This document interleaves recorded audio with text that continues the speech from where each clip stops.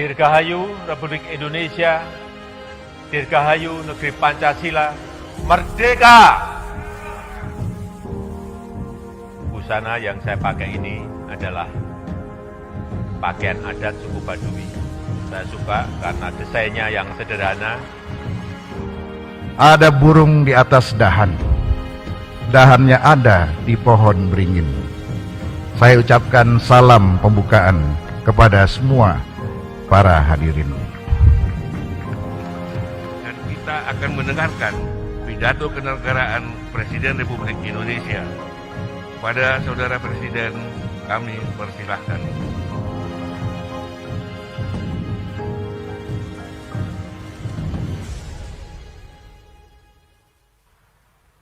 Bismillahirrahmanirrahim. Assalamualaikum warahmatullahi wabarakatuh. Selamat pagi, salam sejahtera bagi kita semuanya. Om Swastiastu, Namo Buddhaya, salam kebajikan.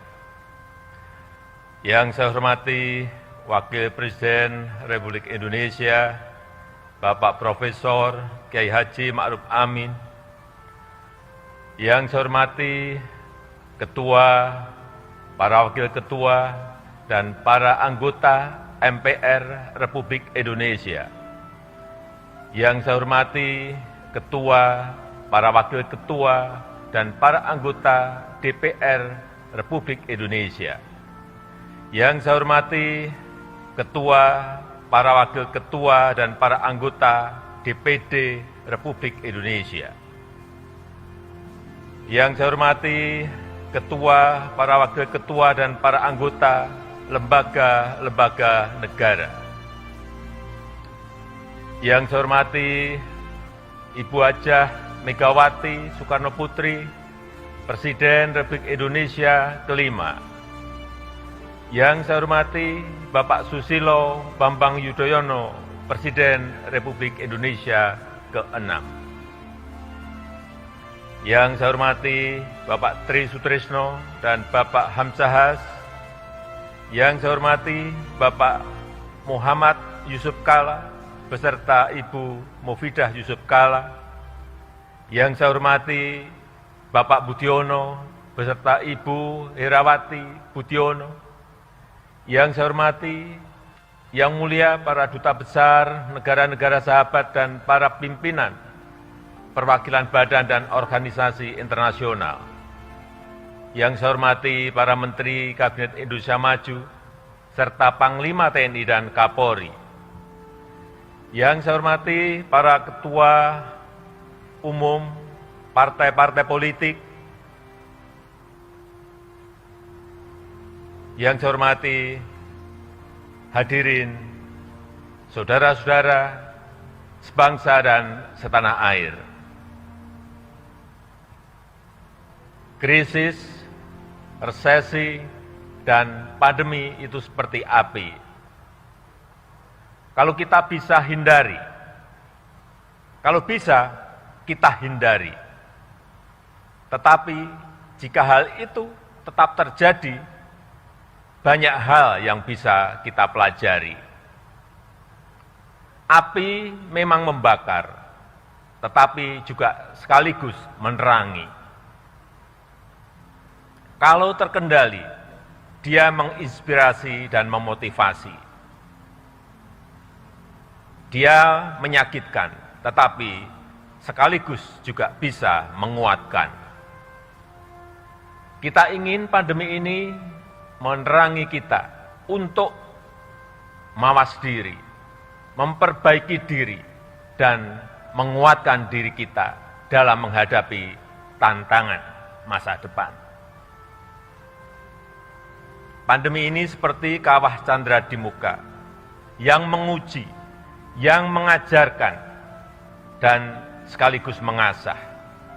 Pandemi memberikan beban yang berat kepada kita, beban yang penuh dengan risiko-risiko, dan memaksa kita untuk menghadapi dan mengelolanya. Semua pilar kehidupan kita diuji, semua pilar kekuatan kita diasah. ketabahan, kesabaran, ketahanan, kebersamaan, kepandaian, dan kecepatan kita. Semuanya diuji dan sekaligus diasah. Ujian dan asahan menjadi dua sisi mata uang yang tidak terpisahkan. Bukan hanya beban yang diberikan kepada kita, tetapi kesempatan untuk memperbaiki diri juga diajarkan kepada kita. Tatkala ujian itu terasa semakin berat, asahannya juga semakin meningkat. Itulah proses menjadi bangsa yang tahan banting, yang kokoh, dan yang mampu memenangkan gelombang pertandingan. Bapak, Ibu, dan saudara-saudara sebangsa dan setanah air, perjalanan sejarah bangsa Indonesia telah melalui etapa-etapa ujian yang berat. Alhamdulillah, kita berhasil melampauinya. Kemerdekaan Republik Indonesia bukan diperoleh dari pemberian ataupun hadiah, tetapi kita rebut melalui perjuangan di semua medan. Perang rakyat, perang gerilya, dan diplomasi di semua lini dikerahkan, dan buahnya membuat Indonesia sebagai bangsa yang merdeka. Resesi dan krisis yang datang bertubi-tubi dalam perjalanan setelah Indonesia merdeka juga berhasil kita lampaui. Setiap ujian memperkokoh pondasi sosial, pondasi politik, dan pondasi ekonomi bangsa Indonesia. Setiap etapa memberikan pembelajaran dan sekaligus juga membawa perbaikan dalam kehidupan kita. Pandemi COVID-19 telah memacu kita untuk berubah, mengembangkan cara-cara baru, meninggalkan kebiasaan-kebiasaan lama yang tidak relevan, dan menerobos ketidakmungkinan. Kita dipaksa untuk membangun normalitas baru dan melakukan hal-hal yang dianggap tabu selama ini. Memakai masker, menjaga jarak, tidak bersalaman, dan tidak membuat keramaian adalah kebiasaan baru yang dulu dianggap tabu. Bekerja dari rumah, belajar daring, pendidikan jarak jauh, serta rapat dan sidang secara daring telah menjadi kebiasaan baru yang dulu kita lakukan dengan ragu-ragu. Di tengah dunia yang penuh disrupsi sekarang ini, karakter berani untuk berubah, berani untuk mengubah, dan berani untuk mengkreasi hal-hal baru merupakan fondasi untuk membangun Indonesia maju. Kita telah berusaha bermigrasi ke cara-cara baru di era revolusi industri 4.0 ini, agar bisa bekerja lebih efektif, lebih efisien, dan lebih produktif. Adanya pandemi COVID-19 sekarang ini, akselerasi inovasi semakin menyatu dalam keseharian kehidupan kita. Bapak, Ibu, dan saudara-saudara yang saya hormati, selama 1,5 tahun diterpa pandemi telah terjadi penguatan yang signifikan dalam perilaku dan infrastruktur kesehatan kita, dan sekaligus penguatan kelembagaan nasional kita. Kesadaran, partisipasi, dan kegotong royongan masyarakat menguat luar biasa. Kelembagaan pemerintah lintas sektor dan lintas lembaga negara serta antara pusat dan daerah sampai dengan desa juga mengalami konsolidasi. Hal ini membuat kapasitas sektor kesehatan meningkat pesat dan semakin mampu menghadapi ketidakpastian yang tinggi dalam pandemi. Dari sisi masyarakat, kesadaran terhadap kesehatan semakin tinggi. Kebiasaan mencuci tangan, memakai masker, dan menjaga jarak telah menjadi kesadaran baru.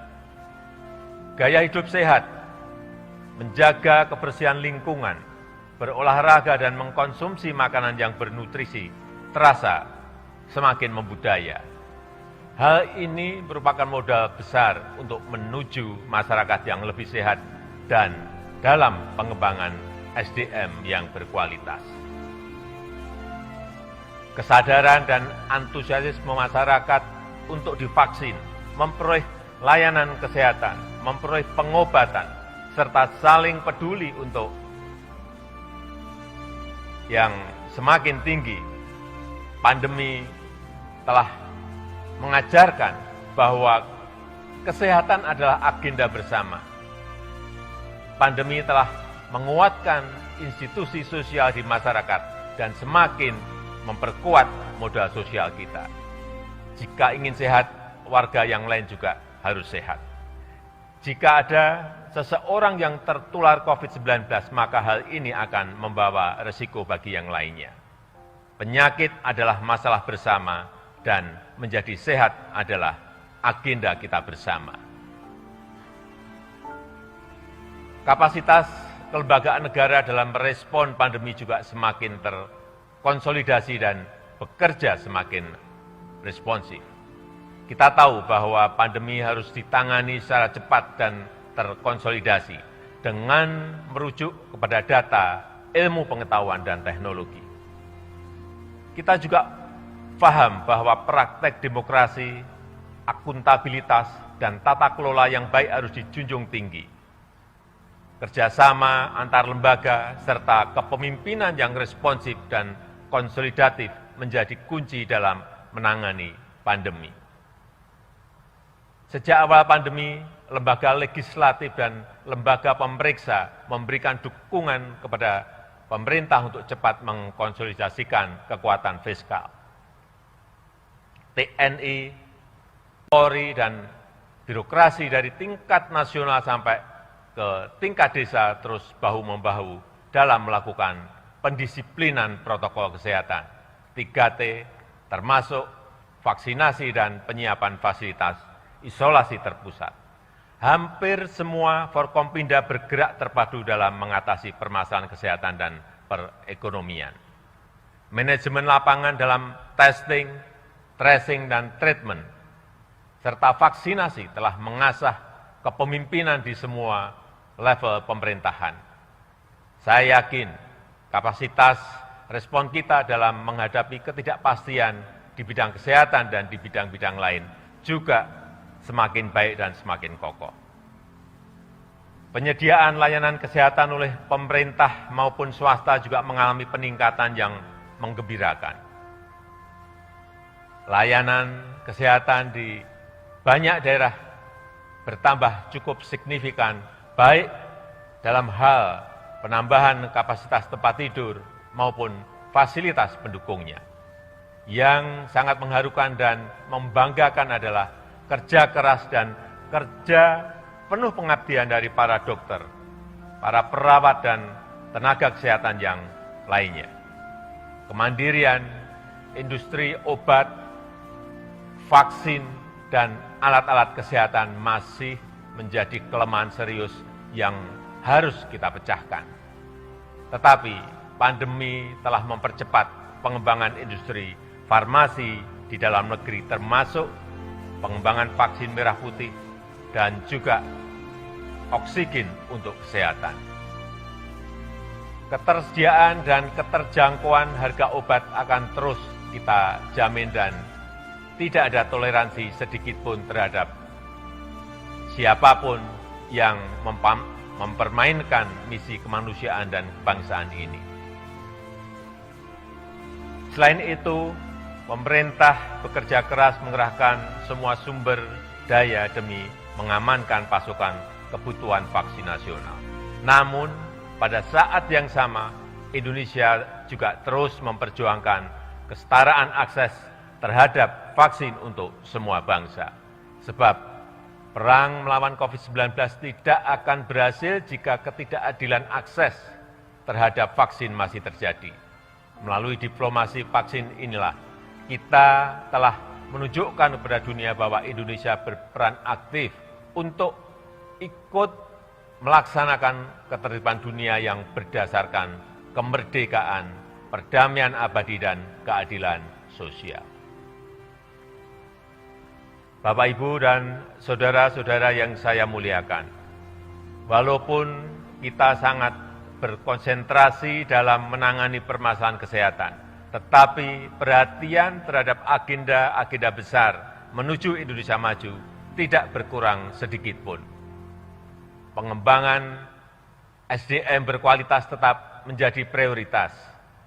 Penyelesaian pembangunan infrastruktur yang memurahkan logistik untuk membangun dari pinggiran dan mempersatukan Indonesia terus diupayakan. Reformasi struktural dalam rangka memperkuat pembangunan ekonomi yang inklusif dan berkelanjutan tetap menjadi agenda utama. Pandemi telah mengajarkan kepada kita untuk mencari titik keseimbangan antara gas dan rem, keseimbangan antara kepentingan kesehatan dan kepentingan perekonomian. Dalam mengambil keputusan, pemerintah harus terus merujuk pada data, serta kepada ilmu pengetahuan dan teknologi terbaru. Pemerintah harus tanggap terhadap perubahan keadaan dari hari ke hari secara cermat. Tujuan dan arah kebijakan tetap dipegang secara konsisten, tetapi strategi dan manajemen lapangan harus dinamis, menyesuaikan permasalahan dan tantangan. Pengetatan dan pelonggaran mobilitas masyarakat misalnya harus dilakukan paling lama setiap minggu dengan merujuk pada data-data terkini. Mungkin hal ini sering dibaca sebagai kebijakan yang berubah-ubah atau sering dibaca sebagai kebijakan yang tidak konsisten. Justru itulah yang harus kita lakukan untuk menemukan kombinasi terbaik antara kepentingan kesehatan dan kepentingan perekonomian masyarakat. Karena virusnya yang selalu berubah dan bermutasi, maka penanganannya pun juga harus berubah sesuai dengan tantangan yang dihadapi. Pengetatan mobilitas yang tidak bisa dihindari ini membuat pemerintah harus memberikan bantuan sosial yang lebih banyak dibanding pada situasi normal. Program Keluarga Harapan PKH, kartu sembako, diskon listrik, subsidi gaji, bantuan produktif usaha mikro, bantuan sosial tunai, BLT dana desa, dan program kartu prakerja juga terus ditingkatkan. Subsidi kuota internet untuk daerah-daerah PPKM juga semaksimal mungkin diberikan kepada tenaga kependidikan, murid, mahasiswa, guru, dan dosen. Yang lebih utama dan merupakan solusi perekonomian yang berkelanjutan, pemerintah memastikan agar masyarakat bisa memperoleh pekerjaan yang layak dan mendongkrak perekonomian nasional. Pandemi memang telah banyak menghambat laju pertumbuhan ekonomi, tetapi pandemi tidak boleh menghambat proses reformasi struktural perekonomian kita. Struktur ekonomi kita yang selama ini lebih dari 55%-nya dikontribusikan oleh konsumsi rumah tangga, harus terus kita alihkan menjadi lebih produktif dengan mendorong hilirisasi, mendorong investasi, dan mendorong ekspor.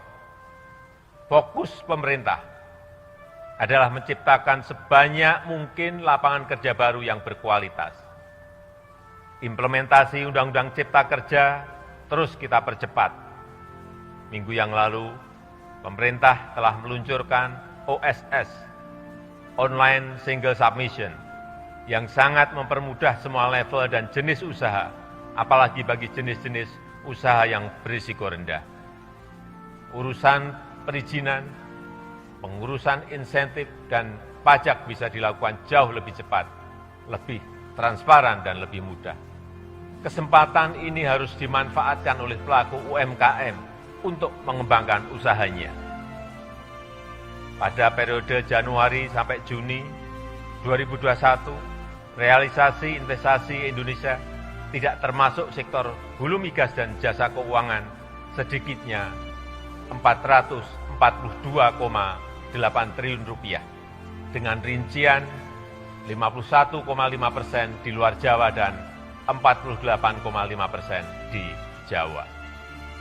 Investasi ini menyerap lebih dari 620.000 tenaga kerja Indonesia. Penambahan investasi di bulan-bulan depan kita harapkan bisa memenuhi target 900 triliun rupiah, serta menciptakan lapangan kerja baru dan menggerakkan perekonomian secara signifikan. Perkembangan investasi harus menjadi bagian terintegrasi dengan pertumbuhan ekonomi yang inklusif dan berkeadilan. Peningkatan kelas pengusaha UMKM menjadi agenda utama. Berbagai kemudahan disiapkan untuk menumbuhkan UMKM, termasuk kemitraan strategis dengan perusahaan besar, agar cepat masuk dalam rantai pasok global. Hal ini diharapkan dapat meningkatkan daya saing produk UMKM serta meningkatkan pemerataan dan kemandirian ekonomi masyarakat. Ekosistem investasi dan kolaborasi di dunia usaha ini juga dimaksudkan untuk memperkuat perkembangan ekonomi berbasis inovasi dan teknologi, khususnya ke arah ekonomi hijau, green economy dan ekonomi biru, blue economy yang berkelanjutan. Perkembangan sektor pangan terus kita upayakan untuk membangun kemandirian pangan, transformasi menuju energi baru terbarukan, serta akselerasi ekonomi berbasis teknologi hijau akan menjadi perubahan penting dalam ekonomi kita. Konsolidasi kekuatan riset nasional terus diupayakan agar sejalan dengan agenda pembangunan nasional. Sinergi dunia pendidikan dengan industri dan pengembangan kewirausahaan terus dipercepat melalui program Merdeka Belajar. Hal ini diharapkan mengakselerasi kualitas SDM nasional sekaligus meningkatkan daya saing industri dan produk dalam negeri. Perluasan akses pasar bagi produk-produk dalam negeri menjadi perhatian serius pemerintah. Program Bangga Buatan Indonesia terus kita gencarkan sembari meningkatkan daya saing produk lokal dalam kompetisi global. Pemerintah terus mendorong pengembangan ekosistem ekonomi digital untuk meningkatkan produktivitas masyarakat. Digitalisasi UMKM yang masuk ke aplikasi perdagangan elektronik, e-commerce, dan lokapasar jumlahnya terus bertambah. Sampai Agustus tahun ini, sudah lebih dari 14 juta UMKM atau 22% dari total UMKM yang sudah bergabung dengan aplikasi perdagangan elektronik e-commerce. Partisipasi dalam ekonomi digital ini sangat penting karena potensinya yang sangat besar dan mempermudah UMKM untuk masuk ke rantai pasok global. Tahun 2020 nilai transaksi perdagangan digital Indonesia mencapai lebih dari 253 triliun rupiah. Nilai ini diperkirakan akan meningkat menjadi 330,7 triliun rupiah di tahun 2021. Bapak, Ibu, dan saudara-saudara sebangsa dan setanah air, pandemi COVID-19 juga memberikan hikmah kepada bangsa Indonesia bahwa krisis menuntut konsolidasi kekuatan negara untuk melayani rakyat, meningkatkan kesejahteraan masyarakat, dan meraih Indonesia maju yang kita cita-citakan. Dukungan semua pihak, utamanya lembaga-lembaga negara, menempati posisi sentral. Kerja cerdas dan sinergitas antar lembaga negara menjadi salah satu kunci utama untuk bisa gesit merespon perubahan yang terjadi di masa mendatang. Keseimbangan dan saling kontrol antar lembaga negara sangatlah penting dalam sistem ketatanegaraan kita. Tetapi kerjasama, sinergi, serta kerelaan untuk berbagi beban dan tanggung jawab justru lebih utama dalam menghadapi pandemi ini. Saya mengucapkan terima kasih yang sebesar-besarnya kepada lembaga-lembaga negara, juga kepada Bank Indonesia, Otoritas Jasa Keuangan, lembaga penjamin simpanan, Komisi Pemberantasan Korupsi, dan Ombudsman Republik Indonesia, termasuk Komisi Pemilihan Umum dan Badan Pengawas Pemilihan Umum atas dukungannya yang konsisten dan produktif selama ini. Saya mengapresiasi para anggota MPR RI dengan program 4 pilarnya yang terus konsisten memperkokoh ideologi Pancasila, Undang-Undang Dasar 1945, NKRI, dan Bhinneka Tunggal Ika. Agenda MPR untuk mengkaji substansi dan bentuk hukum pokok-pokok haluan negara juga perlu diapresiasi untuk melandasi pembangunan Indonesia yang berkelanjutan lintas kepemimpinan. Menghadapi pandemi yang membutuhkan penanganan yang luar biasa, DPR RI bersama pemerintah juga telah bekerja keras dan bersinergi untuk membangun fondasi hukum bagi penanganan COVID-19. Selain penanganan masalah kesehatan, DPR bersama pemerintah berhasil menyelesaikan Undang-Undang Cipta Kerja yang merupakan Omnibus Law pertama di Indonesia yang menjadi pilar utama reformasi struktural di negara kita. Selain itu, dengan berbagai macam inovasi, DPR terus melakukan penjaringan aspirasi masyarakat dan menjalankan pengawasan terhadap pelaksanaan program-program pemerintah. DPD RI juga terlibat aktif dalam pembahasan rancangan undang-undang, termasuk terkait dengan kebijakan anggaran, serta melakukan pengawasan, utamanya terhadap pelayanan publik dan pelaksanaan undang-undang tentang desa. Peran ini memberikan kontribusi dalam ketepatan penanganan pandemi dan sekaligus dalam perbaikan kelembagaan pemerintah daerah ke depan.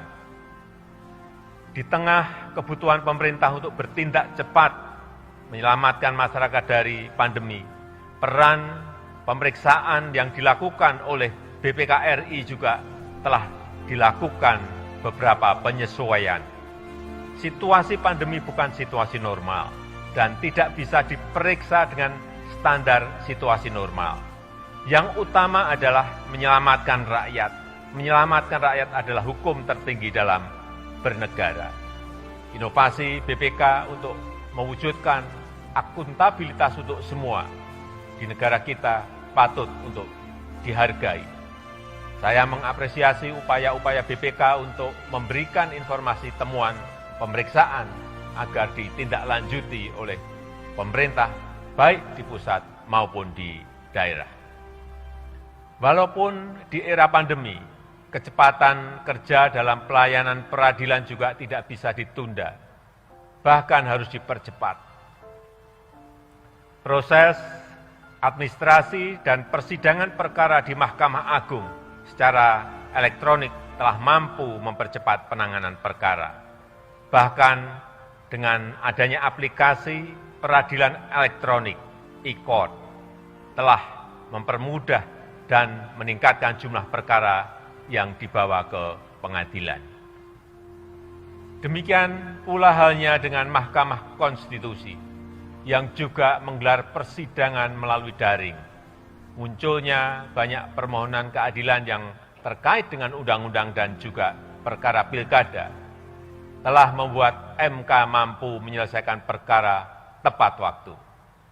Keberadaan sistem peradilan berbasis elektronik telah memfasilitasi terselenggaranya layanan publik secara cepat, transparan, dan akuntabel. Komisi Yudisial juga harus tetap produktif di era pandemi, baik dalam seleksi calon hakim agung, menangani laporan masyarakat, pemantauan perkara persidangan, serta pelanggaran kode etik hakim. Dengan kerja keras dan inovasi yang dilakukan, KAY telah berhasil meningkatkan kinerjanya di tengah pandemi COVID-19 ini. Bapak, Ibu, dan saudara-saudara sekalian yang saya hormati, pandemi telah mengingatkan kepada kita untuk peduli kepada sesama. Penyakit yang diderita oleh seseorang akan menjadi penyakit bagi semuanya. Penyelesaian pribadi tidak akan pernah menjadi solusi. Penyelesaian bersama menjadi satu-satunya cara. Dengan budaya yang selalu saling peduli dan saling berbagi, masalah yang berat ini bisa lebih mudah diselesaikan. Mari kita pegang teguh nilai-nilai toleransi, Bhinneka Tunggal Ika, gotong royong, dan Pancasila dalam bermasyarakat, berbangsa, dan bernegara. Kita lewati ujian pandemi dan ujian-ujian lain setelah ini dengan usaha yang teguh, disertai dengan doa pengharapan yang tulus. Kita jaga kesehatan kita, disiplin diri dalam protokol kesehatan, serta saling menjaga dan saling membantu. Tidak ada orang yang bisa aman dari ancaman COVID-19 selama masih ada yang menderitanya. Saya menyadari adanya kepenatan, kejenuhan, kelelahan, kesedihan, dan kesusahan selama pandemi COVID-19 ini. Saya juga menyadari begitu banyak kritikan kepada pemerintah, terutama terhadap hal-hal yang belum bisa kita selesaikan. Kritik yang membangun itu sangat penting, dan selalu kita jawab dengan pemenuhan tanggung jawab sebagaimana yang diharapkan rakyat. Terima kasih untuk seluruh anak bangsa yang telah menjadi bagian dari warga negara yang aktif dan terus ikut membangun budaya demokrasi. Indonesia tangguh, Indonesia tumbuh, yang menjadi semboyan bulan kemerdekaan pada tahun ini hanya bisa diraih dengan sikap terbuka dan siap berubah menghadapi dunia yang penuh disrupsi. Indonesia tangguh, Indonesia tumbuh hanya bisa dicapai jika kita semua bahu-membahu dan saling bergandeng tangan dalam satu tujuan. Kita harus tangguh dalam menghadapi pandemi dan berbagi ujian yang akan kita hadapi. Dan kita harus terus tumbuh dalam menggapai cita-cita bangsa. Semoga Allah SWT, Tuhan yang Maha Kuasa, senantiasa meridhoi dan mempermudah upaya bangsa Indonesia dalam meraih Indonesia maju yang kita cita-citakan.